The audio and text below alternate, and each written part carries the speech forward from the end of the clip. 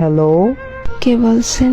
জানতাম তুমি আমাকে চিনতে পারবা না। কে আপনি?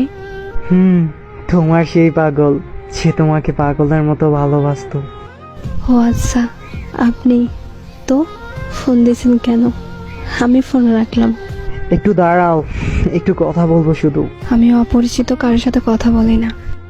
একসময় তো অনেক পরিচিত বলতে। কালকে তোমার বিয়ে, তাই না? বিয়ের কথা জানেন, তাহলে এখন বলতেছেন কেন? তোমার মুখ থেকে শুনতে চাই। ঠিকই শুনছেন, কাল আমার বিয়ে। কি বলবেন তাড়াতাড়ি বলেন। তোমার সাথে যেদিন শেষবার দেখা হয়, একটা কথা বলেছিলে, মনে আছে? কি কথা?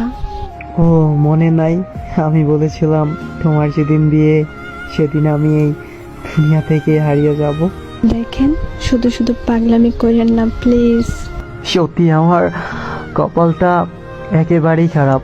ভাবছিলাম আমার মুখে মৃত্যুর কথা শুনে তুমি বলবে তুমি কি ভাবছো, তুমি কি ভাবছো, তুমি মরে গেলে আমি বেঁচে থাকবো।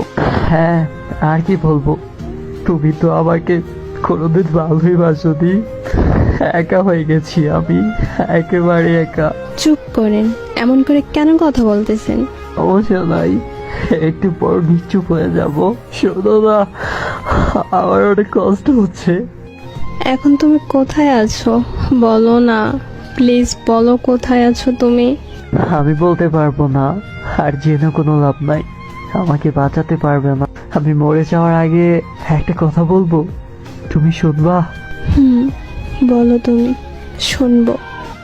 জানো, অনেক স্বপ্ন ছিল তোমারে দিয়া, তোমার কোলে মাথা রাইখা ঘুমাবো।